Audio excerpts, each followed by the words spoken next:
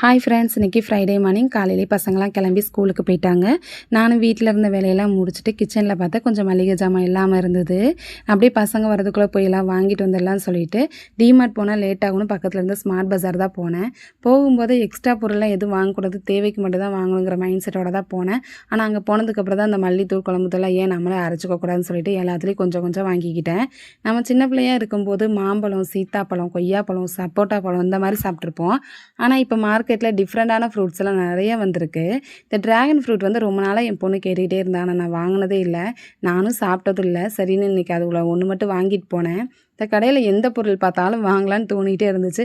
நான் எதையுமே வாங்கலை, நான் எல்லாத்தையும் எடுத்து எடுத்து பார்த்துட்டே இருந்தேன். என் பசங்களாம் வந்து எப்படி விளையாட்டு ஜாமான் எடுத்து விளையாடுவாங்களோ அந்த மாதிரி எல்லாத்தையும் நான் எடுத்து எடுத்து பார்த்துக்கிட்டே இருந்தேன். அங்கேருந்து எனக்கு பிடிச்ச யானை பொம்மை கூட இருந்துச்சு, அதை நான் பார்த்துட்டே இருந்தேன். ஆனால் நான் அங்கேயே வச்சுட்டு வந்துட்டேன், நெக்ஸ்ட் டைம் வாங்கிக்கிறேன்னு சொல்லிட்டு. மொத்த பொருளுமே பார்த்துட்டிங்கன்னா மொத்தமாகவே 850 ரூபாய்க்கு தான் பில் போட்டிருந்தேன். பில் பே பண்ணிவிட்டு பேக்கிங் முடிச்சுட்டு நான் அங்கேருந்து கிளம்பிட்டேன். பாய்.